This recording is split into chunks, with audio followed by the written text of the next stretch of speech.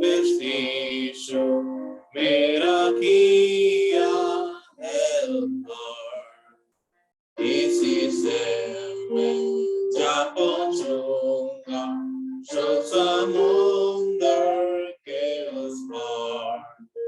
जब मैं देर साथ भटक रहा, झुंडका झूला चढ़ा शाह,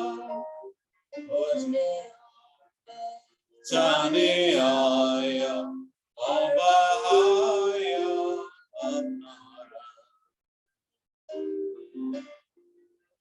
जीवन करता रहूंगा तेरे अनुग्रह प्रचार, तेरा प्रेम का प्रभु सदा मानूंगा। मुझे परेशानी है अनेक, मेरे दिल पर तेरी छाप हो, केवल तू ही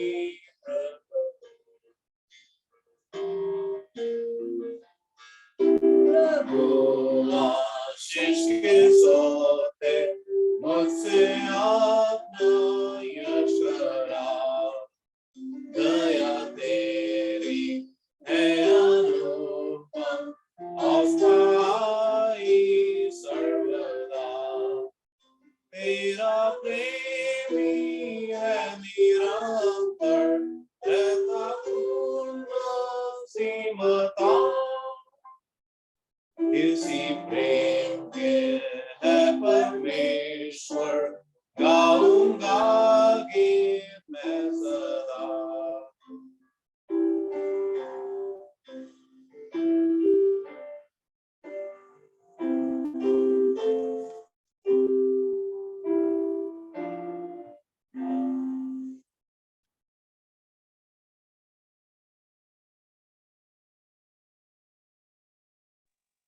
आइए, बहुत बहुत धन्यवाद।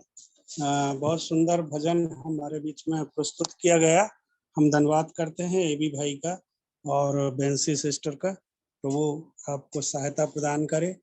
एक बार मैं फिर से सभी भाइयों का बहनों का स्वागत करता हूं। प्रभु सबको आशीष प्रदान करे और हम लोग सभी लोग मिलकर हमारे प्रभु के दास के द्वारा बताए हुए वचनों पर हम लोग मनन करेंगे और उसको हमारे जीवन में हम उतारने वाले बन सकें। मैं स्वागत करता हूं हमारे प्रभु के दास के लिए, जो कि हमें वचनों से सुनाने के लिए जा रहे हैं। प्रभु उनको सहायता करे और बहुतायत से उनको बुद्धि प्रदान करे, जिससे कि है मतलब परमात्मा उनको जो है वो वचन बोले और हमको अच्छी रीति से सिखाएं। मैं उनका स्वागत करता हूं, प्रिय दास बेनी अंकल का।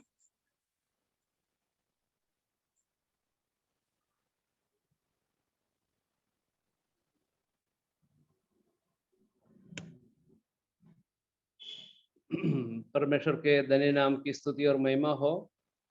एक और दिन प्रभु ने हमारे जीवन में ऐसा दिया कि हम फिर से प्रभु की स्तुति और महिमा कर सके। आप सबों की प्रार्थनाओं के लिए मैं प्रभु का धन्यवाद देता हूं और आपका भी धन्यवाद करता हूं, क्योंकि आपकी प्रार्थनाओं के कारण ही ये जो सेवा अभी तक चल रही है और आगे भी परमेश्वर की दया और करुणा और अनुग्रह की जरूरत है। इसलिए आप लोगों से नम्र निवेदन है कि आप प्रार्थना में मुझे बलहीन दास को भी उठाइए। आज हम परमेश्वर के वचन से दाऊद के बारे में कुछ बातें सीखने जा रहे हैं। शाऊल के बारे में कुछ बातें हमने पिछली बार सीखी थी, लेकिन आगे को जब हम सीखेंगे शाऊल के बारे में भी कुछ बातें हम सीखें, क्योंकि शाऊल और दाऊद दोनों एक साथ जो है अपना जीवन आगे व्यतीत कर रहे हैं।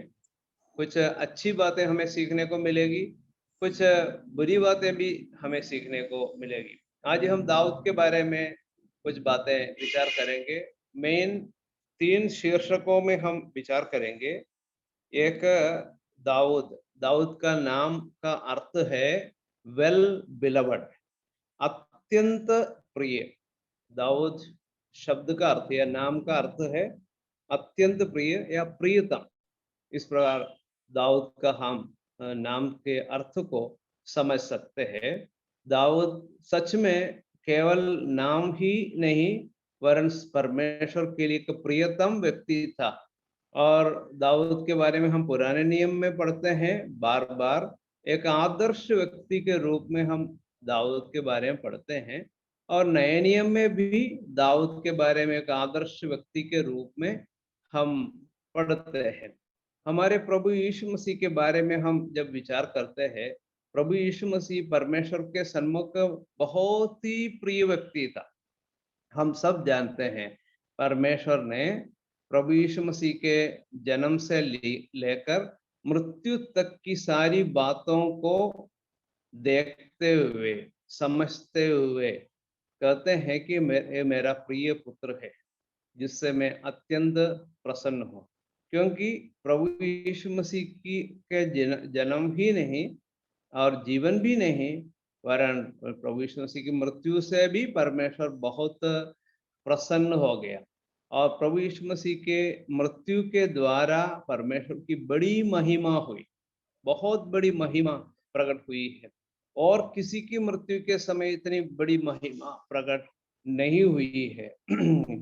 अपने प्रभु यीशु मसीह के जीवन में हम उस बात को देखते हैं। प्रभु यीशु मसीह की मृत्यु परमेश्वर को प्रसन्न देने वाली एक मृत्यु थी। और हम अपने प्रभु यीशु मसीह के लिए परमेश्वर को धन्यवाद दें।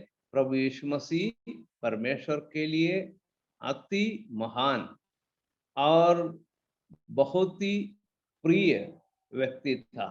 और प्रभु यीशु मसीह के बारे में भी हम विचार कर सकते हैं, वो सचमुच में एक प्रियतम व्यक्ति था। दाऊद परमेश्वर के लिए प्रियतम था और ठीक उसी प्रकार या उससे बढ़कर हमारे प्रभु यीशु मसीह परमेश्वर के लिए बहुत ही प्रिय था।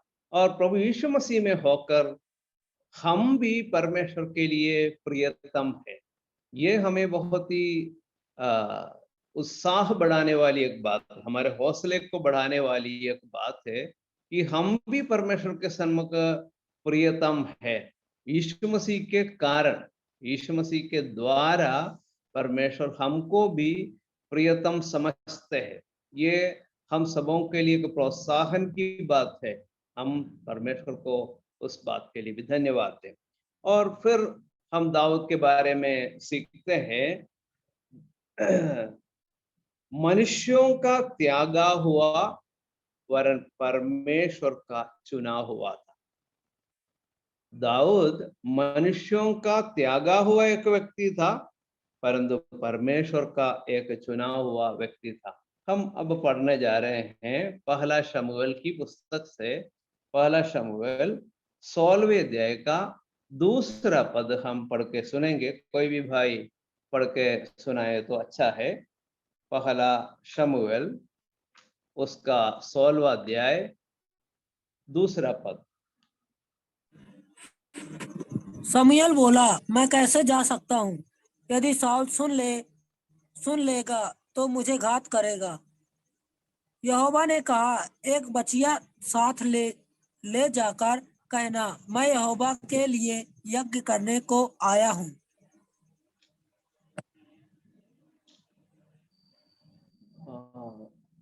सोलहवें अध्याय का पहला पद। यहोवा ने शमूएल से कहा, मैंने साउल को इस्राएल पर राज्य करने के लिए तुच्छ जाना है। तू कब तक उसके विषय में विलाप करता रहेगा? अपने सींग में तेल भरकर चल, मैं तुझको बैतलहम वासी इस्सै के पास भेजता हूँ, क्योंकि मैंने उसके पुत्रों में से एक को राजा होने के लिए चुना है। हाँ, धन्यवाद भाई। सर्वशक्तिमान दयालु अनुग्रहकारी परमेश्वर, धन्यवाद, स्तुति और महिमा हम करते हैं। परमेश्वर पिता, आज का जो वचन जो हमने पढ़ा है उसको समझने के लिए हमारी बुद्धि को खोलिए। अंतिम पल तक आपकी दया हम चाहते हैं।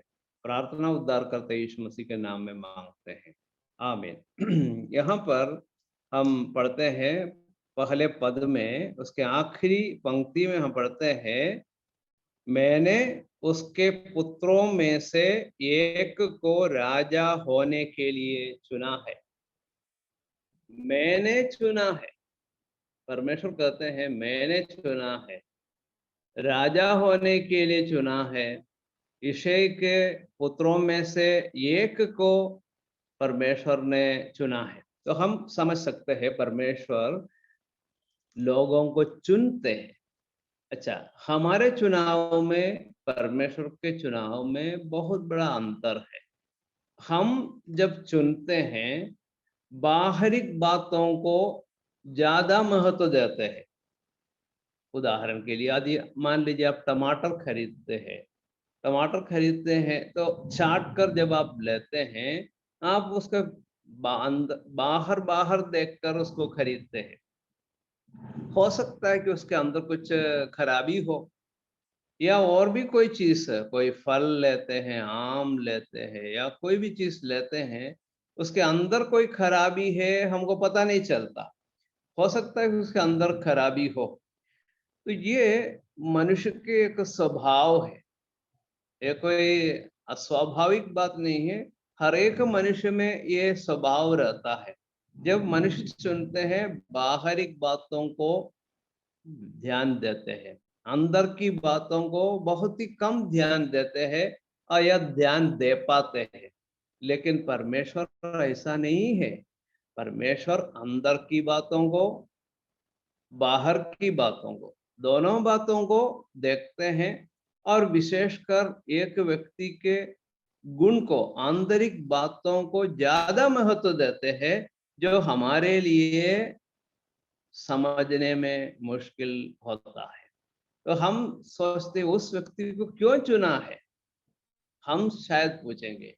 लेकिन परमेश्वर अपने सर्व ज्ञान के अनुसार लोगों को चुनते हैं। यहाँ पर हम विचार कर सकते हैं, राजा है होने के लिए मैंने चुना है। और 16वें अध्याय का 7वां पद भी इससे मिला के हम पढ़ेंगे, तब आज से और क्लियर हो जाएगा। 16 का 7। परंतु यहोवा ने शमूएल से कहा, न तो उसके रूप पर दृष्टि कर और न उसके कद की ऊंचाई पर, क्योंकि मैंने उसे अयोग्य जाना है। क्योंकि यहोवा का देखना मनुष्य का सा नहीं है। मनुष्य तो बाहर का रूप देखता है, परंतु यहोवा की दृष्टि मन पर रहती है। हाँ, मनुष्य तो बाहर का रूप देखता है, परंतु यहोवा की दृष्टि मन पर रहती है। यहोवा की दृष्टि कहाँ रहती है? मन पर रहती है, बाहर की बातों पर नहीं है। मन पर प्रभु की दृष्टि रहती है, क्योंकि यिशै ने अपने 7 बच्चों को शमूएल के सन्मुख प्रस्तुत किया, और सबसे बड़ा एलियाब था। एलियाब को देखकर शमूएल ने सोचा ये व्यक्ति परमेश्वर का चुना हुआ है। तब प्रभु ने कहा, इसको मैंने नहीं चुना है, इसको मैंने त्याग दिया है, और ये चुना हुआ नहीं है। फिर जो है अबीनादाब को हम देखते हैं। अबीनादाब दूसरा बेटा था, उसको शमूएल के सामने लाया, तो बोलने लगा कि इसको भी मैंने चुना नहीं है।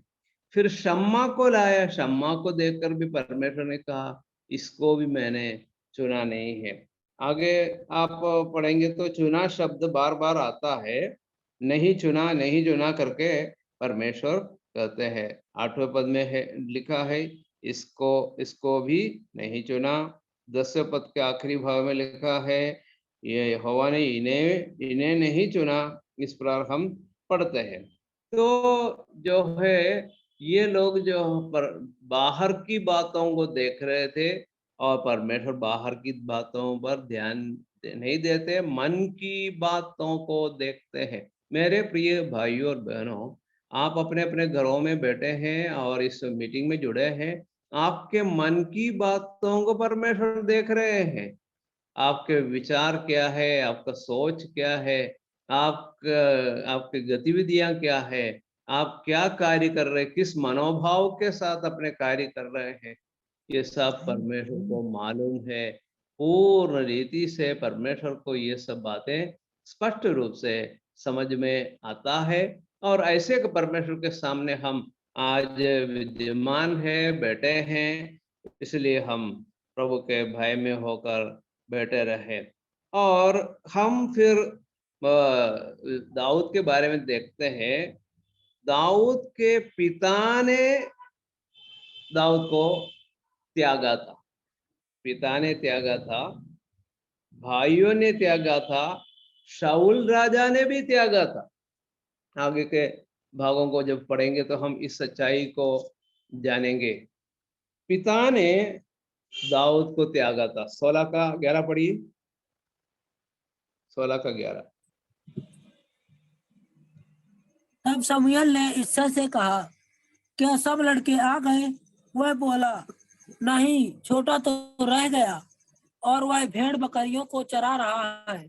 शमूएल ने छोटा तो रह गया है, हाँ, छोटा तो रह गया है, क्योंकि छोटे को पिताजी ने तुच्छ समझा या पिताजी ने इस पर ध्यान नहीं दिया। त्यागा हुआ एक व्यक्ति था, ऐसा हम देख सकते हैं। छोटा तो रह गया और वह भेड़ बकरियों को चरा रहा है। अच्छा, भेड़ बकरियों को चराना और अन्य बहुत सारे काम है। और हम समझ सकते हैं कि इशै के पुत्र एलियाब, अभिनादाब, शम्मा, ये सब जो है फौज में थे। ये सब जो है युद्ध करने के लिए अभ्यास करने वाले लोग थे और जो है युद्ध करने जाने वाले थे। तो हम देखते हैं कि वे लोग जो है योद्धा थे। लेकिन यहाँ एक विचारा, एक छोटा पुत्र है, वो जो है पिताजी ने सोचा ये युद्ध करने लायक लड़का नहीं है, इसको क्या करेंगे, इसको हम जो है भेड़ बकरियों को चराने के लिए, या आज के हिसाब से बोला जाए तो ढोर चराने, ढोर चराने के लिए इसको भेज देते हैं। क्योंकि ये जो है ज्यादा पढ़ा लिखा भी नहीं है, इसको उस काम के लिए लगा लेंगे। हम इस दुनिया में भी हम ऐसे लोगों को देख, जो अनपढ़ है या पढ़ने में माहिर नहीं है, ऐसे लोगों को कुछ छोटे मोटे काम के लिए, घर के काम के लिए भेज देते हैं। लेकिन जो होशियार है उनको बड़े बड़े काम देते हैं। लेकिन यहाँ पर हम देखते हैं उस व्यक्ति को परमेश्वर ने चुना, पिता ने उसको तुच्छ समझा, पिता ने उसको त्यागा। ठीक है, बड़ी बात है। लेकिन परमेश्वर क्या बोल रहे हैं वो बहुत ही ध्यान देने लायक बात है। 12 पद में परमेश्वर क्या बोल रहे हैं, 12 पढ़िए। तब वह उसे बुलाकर भीतर ले आया। उसके तो लाली झलकती थी और उसकी आंखें सुंदर और उसका रूप सुडौल था। तब यहोवा ने कहा, उठकर इसका अभिषेक कर, यही है।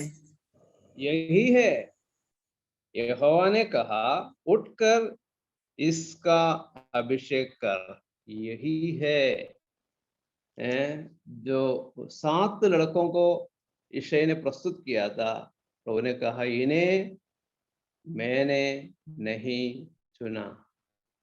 लेकिन इसके बारे में प्रभु क्या बोल रहे, यही है, यही है, उठकर इसका अभिषेक कर, यही है।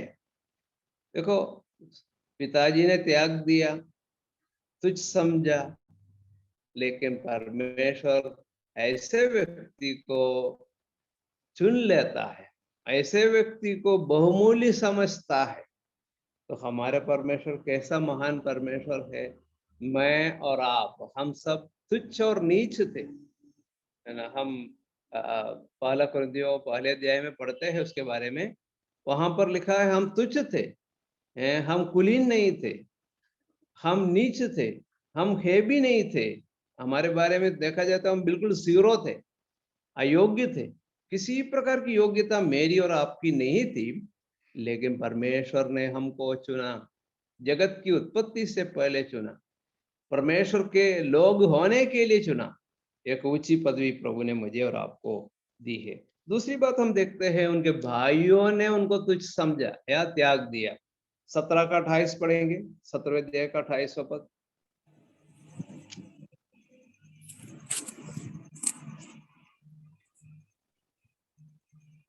जब दाऊद उन मनुष्यों से बातें कर रहा था, तब उसका बड़ा भाई एलियाब सुन रहा था, और एलियाब दाऊद से बहुत क्रोधित होकर कहने लगा, तू यहाँ क्यों आया है, और जंगल में उन थोड़ी सी भेड़ बकरियों को तू तू किसके पास छोड़ आया है? तेरा अभिमान और तेरे मन की बुराई मुझे मालूम है। तू तो लड़ाई देखने के लिए यहाँ आया है। हाँ, तू तो लड़ाई देखने के लिए यहाँ आया है। तेरा काम क्या है? भेड़ बकरियों को चराना। लेकिन तू लड़ाई देखने आया है। हम लोग कैसे हैं? हम लोग जो है लड़ाई लड़ने आए। अंतर क्या है? तू लड़ाई देखने आया, हम लड़ाई लड़ने आए। तो उनके भाइयों ने भी उसको तुच्छ समझा या त्याग दिया। तुझे यहाँ पर आने की कोई जरूरत नहीं है, क्योंकि तू लड़ाई नहीं कर सकता है। तुझमें उस प्रकार की कोई योग्यता नहीं है, कोई ट्रेनिंग भी तुझे नहीं मिला है, इसलिए तुझे यहाँ पर आने की कोई जरूरत नहीं है। ये है कहने का परोक्ष अर्थ। लेकिन हम आगे देखते हैं कि शाऊल ने भी उसको त्याग दिया, जबकि दाऊद बोलता है मैं जाऊंगा, मैं लड़ूंगा। हम पढ़ेंगे अभी 17वें अध्याय का 32 और 33 दोनों पदों को पढ़ेंगे। तब दाऊद ने शाऊल से कहा, किसी मनुष्य का मन उसके कारण कच्चा ना हो। तेरा दास जाकर उस पलिश्ती से लड़ेगा। शाऊल ने दाऊद से कहा, तू जाकर उस पलिश्ती के विरुद्ध युद्ध नहीं कर सकता, क्योंकि तू तो लड़का ही है और वह लड़कपन ही से योद्धा है। अच्छा, तो यहाँ पर हम वो क्या बोलता है? मैं जाऊंगा, मैं लड़ूंगा, पलिश्ती से लड़ूंगा, और उस किसी मनुष्य का मन उसके कारण कच्चा ना हो, उसके कारण कच्चा ना हो। 17वें अध्याय का 11वें पद में हम क्या पढ़ते हैं? 17 का 11। उस पलिश्ती की इन बातों को सुनकर शाऊल शाऊल और समस्त इस्राएलियों का मन कच्चा हो गया और वे अत्यंत डर गए। अच्छा, यहाँ पर लिखा है शाऊल का मन कच्चा हो गया, समस्त इस्राएलियों का मन कच्चा हो गया। वहां जितने भी लोग खड़े हैं, जितने भी योद्धा है, मतलब दाऊद के भाई लोग भी वहां पर है, उन सबके मन कच्चा है। लेकिन यहाँ एक व्यक्ति का मन कच्चा नहीं है, दाऊद का मन कच्चा नहीं है, और वो बोल भी रहा है किसी मनुष्य का मन उसके कारण कच्चा ना हो। किसी को मन कच्चा होने की जरूरत नहीं है। इसका तात्पर्य है कि सारे लोगों को हिम्मत बढ़ाने वाला एक व्यक्ति था दाऊद। सारे लोगों को हिम्मत बढ़ा रहा है ये छोटा सा व्यक्ति। ये व्यक्ति जिसको लोगों ने त्याग दिया है, उसको वो जो है दूसरों का क्या है, हिम्मत बढ़ाता है। हमारे प्रभु यीशु मसीह जो है दूसरों को हिम्मत बढ़ाने वाला है। नाइन की विधवा, उसका बेटा मर गया और अर्थी लेकर दफनाने ले जा रहे थे, अंतिम संस्कार के लिए ले जा रहे थे, तब सबके मन कच्चा हो गया था, है ना। सब लोग जो है बहुत ही व्याकुल थे, बहुत ही दुखित थे, और उनकी माता भी बहुत दुखित थी। लेकिन प्रभु क्या कर रहे हैं?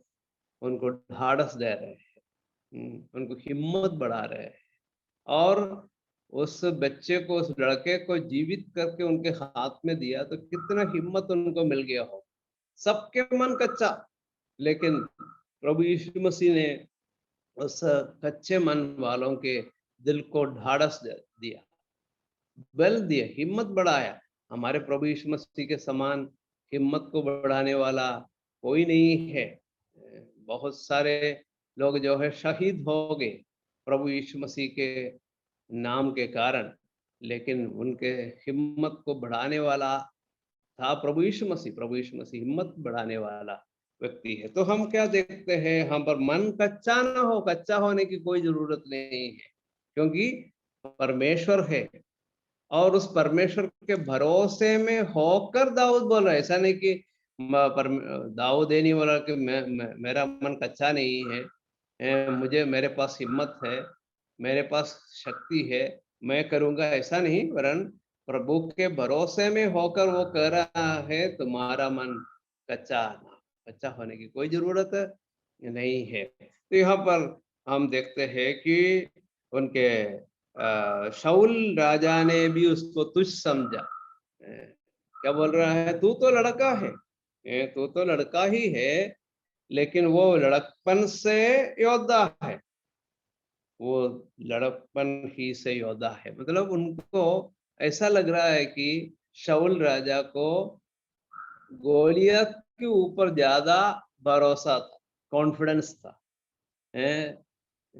गोलियत जो है बड़ा काम कर सकता है, वो युद्ध कर सकता है, लेकिन तू युद्ध नहीं कर सकता है। देखो दोनों में अंतर क्या है। मतलब शाऊल ने उसका हिम्मत नहीं बढ़ाया, उसका हिम्मत नहीं बढ़ाया।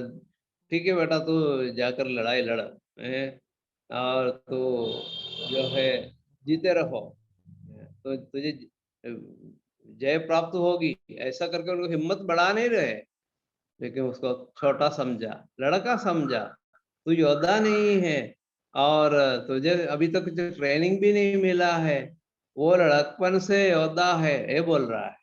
देखो वहां पर शाऊल ने भी उसको जो है किसी प्रकार का प्रोत्साहन नहीं दिया। तो हमने देखा पिता ने त्यागा, भाइयों ने त्यागा, शाऊल राजा ने भी त्यागा। हमारे प्रभु यीशु मसीह के बारे में हम पढ़ते हैं, मनुष्यों का त्यागा हुआ था। हम यशायाह की पुस्तक 53 का 3 पढ़ के सुनेंगे। यशायाह की पुस्तक 53 का 3 क्या लिखा है वहां पे यीशु मसीह के बारे में। वह तुच्छ जाना जाता और मनुष्यों का त्यागा हुआ था। वह दुखी पुरुष था, रोग से उसकी जान पहचान थी और लोग उससे मुंह फेर लेते थे। वह तुच्छ जाना गया और हमने उसका मूल्य ना जाना। अच्छा, तो यहाँ पर लिखा है वो तुच्छ जाना जाता और मनुष्यों का त्यागा हुआ। फिर लिखा है वो तुच्छ जाना गया, हमने उसका मूल्य ना जाना। यीशु मसीह जो है मनुष्यों का त्यागा हुआ था। किसी ने भी यीशु मसीह को प्रोत्साहन देते हुए हम नहीं देखते। सभी लोगों ने प्रभु यीशु मसीह को तुच्छ जाना, अयोग्य समझा। हम पढ़ते हैं वो अपने घर आया, यूहन्ना सुसमाचार 1:11 में हम पढ़ते हैं वो अपने घर आया और उसके अपनों ने उसे ग्रहण नहीं किया, लिखा है। सब ने तुझ जाने, तो ये तो बेकार व्यक्ति है, ऐसा लोगों ने यीशु मसीह के बारे में बताया।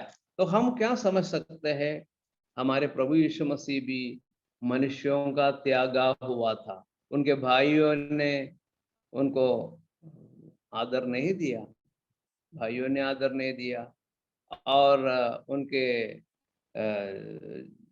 पर बैतलहम में उसको आदर नहीं मिला, नासरत में उसको आदर नहीं मिला, और कहीं भी प्रभु यीशु मसीह को आदर नहीं मिला। हेरोदेस ने उसका आदर नहीं किया, पिलातुस ने उसका आदर नहीं किया, किसी व्यक्ति ने प्रभु यीशु मसीह का आदर नहीं किया। कुछ लोग अंगुली परिमित लोग, कुछ लोग जो है उनको जरूर आदर किया। यीशु मसीह के साथ में रहने के कारण, यीशु मसीह की पर विश्वास करने के कारण उन लोगों ने प्रभु यीशु मसीह का आदर किया। तो भी देखा जाए तो समय आया जब प्रभु यीशु मसीह के कष्ट का समय आया, दुख का समय आया, वे लोग सब प्रभु यीशु मसीह को छोड़कर भाग गए, ऐसा हम पढ़ते हैं। तो यीशु मसीह मनुष्यों का त्यागा हुआ था, किसी ने उनका मूल्य नहीं समझा। यहाँ दाऊद के बारे में भी ये सच्चाई हम समझ सकते हैं। लेकिन परमेश्वर के सामने यीशु मसीह कैसा है? जैसे दाऊद परमेश्वर का चुना हुआ था, उसी प्रकार यीशु मसीह भी परमेश्वर का चुना हुआ था। हम पढ़ेंगे पहला पतरस दूसरे अध्याय से, पहला पतरस दूसरे अध्याय का 4 पद पढ़ेंगे।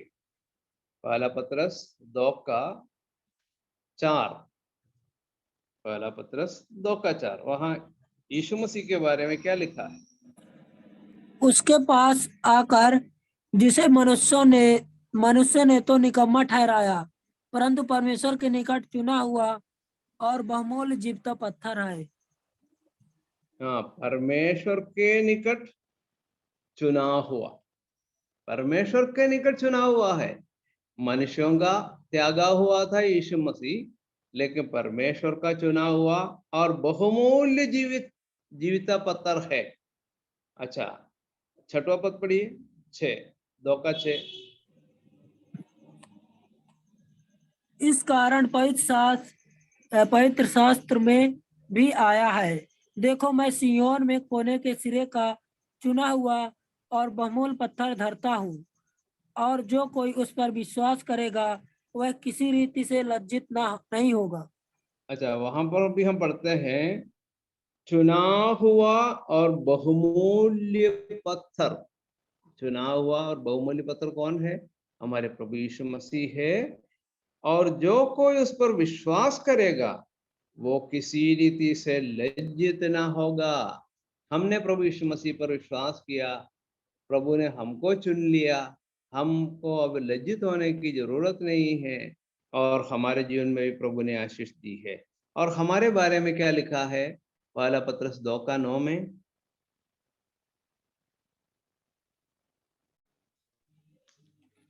पर तुम चुना हुआ वंश और राजपदधारी, याजकों का समाज और पवित्र लोग और परमेश्वर की निज प्रजा हो, इसलिए कि जिसने तुम्हें अंधकार में से अपनी अद्भुत ज्योति में बुलाया है, उसके गुण प्रकट करो। धन्यवाद भाई। यहाँ पर हम क्या पढ़ते हैं? पर तुम एक चुना हुआ वंश। हमारे बारे में भी लिखा, हम चुने हुए लोग हैं और हमको परमेश्वर ने चुन लिया। इसका अर्थ ये है कि प्रभु यीशु मसीह ने हमें चुन लिया, उसमें हमारी बाहरी गुणों को प्रभु ने नहीं देखा, और हम सच में देखा जाए तो हम योग्य नहीं थे, हम अयोग्य लोग थे। हम अयोग्य लोगों को परमेश्वर ने चुनकर यीशु मसीह के साथ एक ऊंची पदवी प्रभु ने हमें प्रदान की है। हम इफिसियों की पत्र में पढ़ते हैं, हम अपराधों और पापों के कारण मरे हुए थे, लेकिन परमेश्वर ने क्या किया? हमें जिलाया। फिर हम पढ़ते हैं हमें उठाया। फिर हम क्या पढ़ते हैं? हमें स्वर्गीय स्थानों में बैठाया। तो हमको जिलाया, हमको उठाया, हाँ, हमें स्वर्गीय स्थानों में बैठाया। ये सब प्रभु यीशु मसीह के साथ है, हम अकेले नहीं बैठ रहे हैं। उसके साथ हमको जिलाया, उसके साथ हमको उठाया, उसके साथ हमको बैठाया, ऐसा हम पढ़ते। तो इसलिए मेरी और आपकी योग्यता, मेरी और आपकी अपनी योग्यता नहीं है, योग्यता प्रभु यीशु मसीह की योग्यता है। उस योग्यता के कारण हम जो हैं सो हैं, हमारी अपनी योग्यता नहीं है। और दूसरी बात हम दाऊद के बारे में विचार करने जा रहे हैं कि दाऊद एक चरवाहा था। हम पढ़ेंगे 17वें अध्याय में, पहला शमूएल 17वें अध्याय का 34, 35 और 36, 3 पदों को पढ़ेंगे। पहला शमूएल 17 का 34, 35, 36। दाऊद ने साउल से कहा, तेरा दास अपने पिता की भेड़ बकरियां चराता था, और जब कोई सिंह या भालू झुंड में से मेमना उठा ले जाता, तब मैं उसका पीछा करके उसे मारता और मेमने को उसके मुंह से छुड़ा लेता। और जब वह मुझ पर हमला करता तब मैं उसके केस को पकड़कर उसे मार डालता था। तेरे दास ने सिंह और भालू दोनों को मारा है, और वह खतना रहित पलिश्ती उनके समान हो जाएगा, क्योंकि उसने जीवित परमेश्वर की सेना को ललकारा है। फिर दाऊद ने अच्छा, कहा, हाँ, धन्यवाद। देखो यहाँ पर हम क्या देखते हैं, एक अच्छा चरवाहा का दर्शन हमको यहाँ मिलता है। तो वो एक अच्छा चरवाहा था, सचमुच में दाऊद एक अच्छा चरवाहा था, और अच्छा ही नहीं तो महान चरवाहा भी था, क्योंकि अपने प्राण को जोखिम में डालकर वो एक बार सिंह के पीछे भागा और एक बार भालू के पीछे भी भागा। तो हम क्या देखते हैं, मृत्यु हो सकती थी, क्योंकि छोटे मोटे जानवरों के पीछे नहीं, शेर के पीछे कोई दौड़ता नहीं है, क्योंकि शेर जो है बहुत ही खतरनाक जानवर है और उसको देखकर लोग भाग जाएंगे। कोई भी उसके सामने खड़ा नहीं होएगा, ना मनुष्य खड़ा हो सकता है, ना कोई जानवर खड़ा हो सकता है। ऐसा एक जानवर है शेर। लेकिन उस शेर के पीछे भागना, आप मैंने एक बार उसके बारे में कल्पना की तो कितनी तेजी से भागा होगा, कितनी तेजी से उसके पीछे भागा होगा, और कितनी तेजी से उसने उसके मुंह से उस मेमने को छीना होगा, और कितनी तेजी से उसको झपटा होगा। तो ये सब अपन कल्पना करेंगे तो थोड़ा सा समझ में आएगा। मतलब ये कोई छोटी बात नहीं है, बहुत बड़ी बात है जो दाऊद ने किया था, बहुत बड़ी बात। हम सोच भी नहीं सकते, क्योंकि ऐसे जानवर को देखकर ही हम डर जाएंगे। लेकिन यहाँ दाऊद को देखो, दाऊद उसके पीछे भागता है। क्यों भागता है? अपने मेमने को बचाने। उद्देश्य क्या है? मेमने को जोखिम में, अपने आप को जोखिम में डालकर उसका उद्देश्य एक है कि मेमने को कोई खतरा ना हो जाए। और यदि सिंह के मुंह में गया, वापस मिलना मुश्किल, पहली बात। यदि वापस मिल गया तो भी उसके शरीर में जो है उसका जख्म होगा और उसका बुरा असर होगा, क्योंकि शेर के मुंह में चले जाने के बाद जो है वो बचता नहीं है। लेकिन यहाँ एक अच्छा चरवाहा क्या करता है? अपने शरीर को, अपने प्राण को जोखिम में डालकर उसके पीछे भागता है, क्योंकि जब उसको खींचता है वो शेर या भालू उसकी ओर झपटेगा। ये भी दाऊद को मालूम है, लेकिन दाऊद जो है उसको पकड़ के मारता था और वे मर जाते थे। तो हम क्या देखते हैं, कितना का हिम्मत चाहिए, लेकिन हिम्मत परमेश्वर ने उसको दिया है। तो वो बताते हैं कि मैं एक चरवाहा हूँ, मैं चराता था। और हम यहाँ समझ सकते हैं वो अच्छा और महान चरवाहा था। हमारे प्रभु यीशु मसीह के बारे में हम क्या पढ़ते हैं? प्रभु यीशु ने कहा, अच्छा चरवाहा मैं हूँ, अच्छा चरवाहा भेड़ों के लिए अपना प्राण देता है। यीशु मसीह ने जो है शैतान से लड़कर हमारे लिए अपने प्राण दे दिए। वो है अच्छा चरवाहा का पहचान। अच्छा चरवाहा भेड़ों के लिए अपना प्राण देता है। और इतना ही नहीं, यीशु मसीह महान चरवाहा भी है। हम भजन संहिता 22 में उस अच्छे चरवाहे को देखते हैं, भजन संहिता 23 में महान चरवाहे को देखते हैं, और 24वें भजन में हम जो है प्रधान चरवाहे को देखते हैं, जो बड़े प्रतापी होकर वापस आने वाले हैं। प्रतापी राजा होकर वो वापस आने वाला है, वो हम 24वें भजन में पढ़ते हैं। तो वहां पर यीशु मसीह जो है प्रधान चरवाहा है। प्रधान चरवाहा आकर प्रतिफल देता है, जीवन का मुकुट देने वाला है, महिमा का मुकुट देने वाला है। तो हम उस चरवाहे के बारे में हम पढ़ते हैं। तो हम क्या समझ सकते हैं?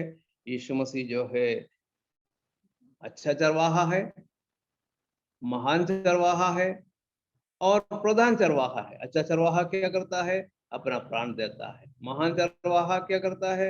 हमें हरी हरी चराइयों में ले चलता है, सुखदाई जल के पास ले चलता है, हमारी मदद करता है, हमें हरी चराई में बिठाता है, हमारे जीवन में मार्ग में हमारे साथ रहते हैं और धार्मिकता की राह पर हमको आगे बढ़ाता है। वो है महान चरवाहे की विशेषता।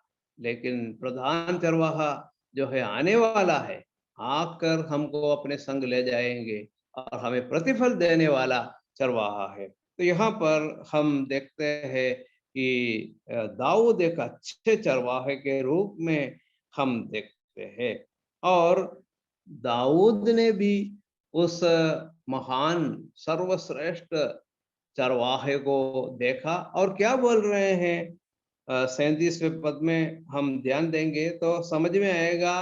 वो अपने चरवाही के बारे में नहीं बता रहे हैं, परमेश्वर की चरवाही के बारे में बता रहे हैं। 37वें पद में क्या लिखा है? तो वहां पर लिखा है, एक और बार पढ़ेंगे 37वां पद।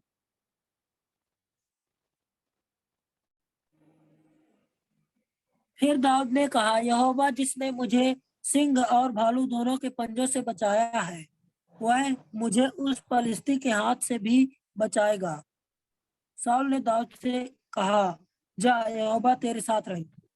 अच्छा देखो यहाँ पर क्या बताया? बचाया, सिंह और भालू दोनों के पंजे से बचाया है। फिर बोलते हैं वह मुझे उस पलिश्ती के हाथ से भी बचाएगा। परमेश्वर ने बचाया और वो बचाएगा। ऐसा नहीं कि पहले तो बचाता था अभी नहीं बचाएगा, भविष्य में भी बचाएगा। हमारा प्रभु जो है हमारा बचाने वाला है, उसने हमको बचाया है और वो हमें बचाएगा भी। आज बचा रहे हैं और वो बचाएगा भी। मतलब तीनों काल में वो सक्षम है।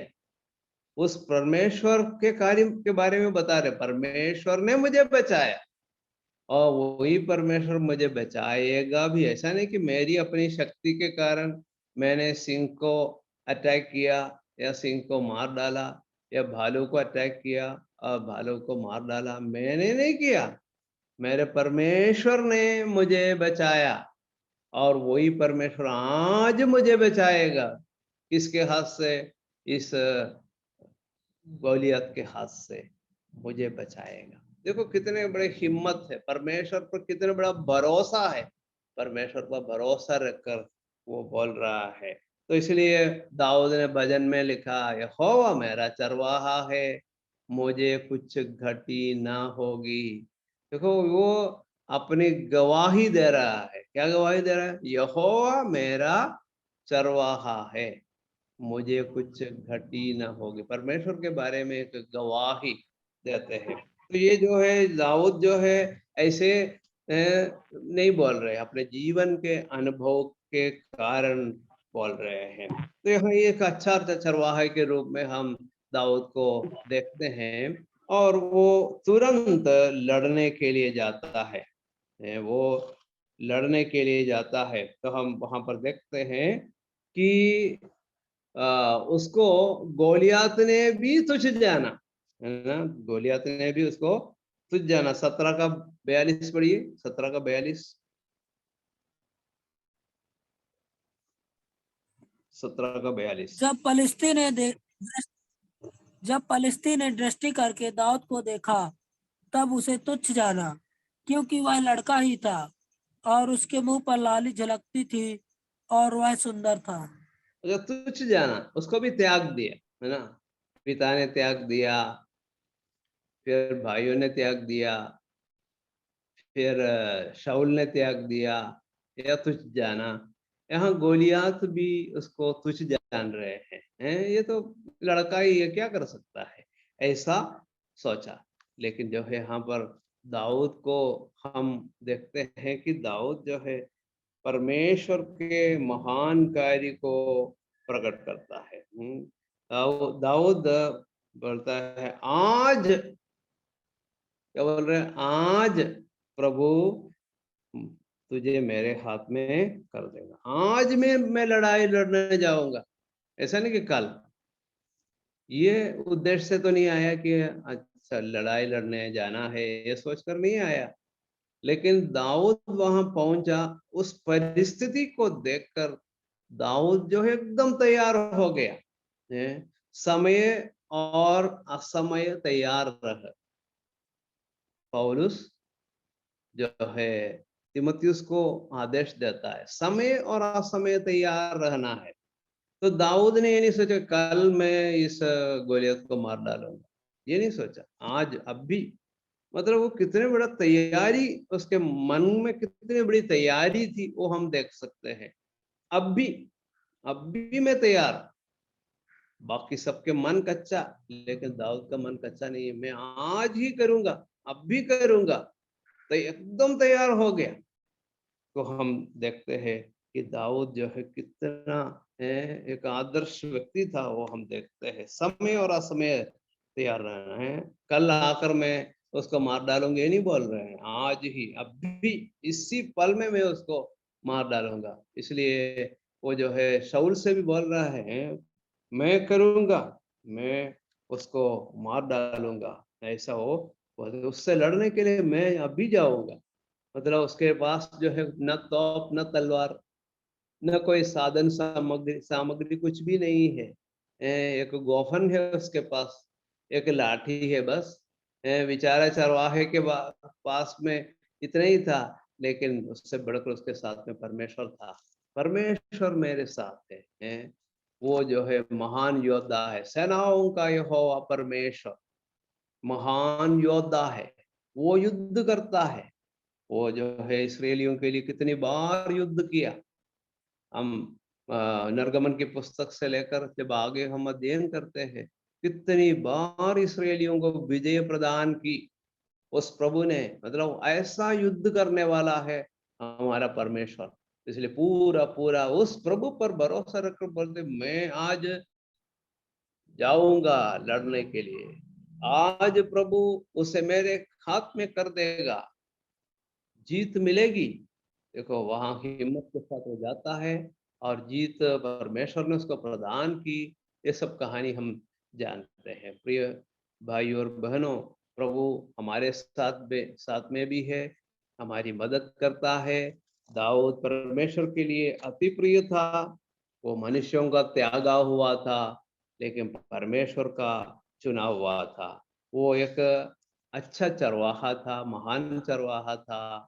और सचमुच में जो है हमारे प्रभु यीशु मसीह उससे भी महान अच्छा चरवाहा है और प्रधान चरवाहा होकर वापस आने वाले हैं। हम भी उसी प्रभु पर भरोसा रखें। हमारे लिए भी भरोसा रखने के लिए और कुछ नहीं है, हमारे पास हमारा प्रभु है। उस प्रभु पर भरोसा रखकर हम भी अपना शेष जीवन व्यतीत करें। प्रभु इन वचनों के द्वारा हमें बहुत ऐसे आशीष प्रदान करें। परमेश्वर के नाम की स्तुति और महिमा हमेशा हमेशा होती रहे। आमीन। सबको जय मसीह की। धन्यवाद।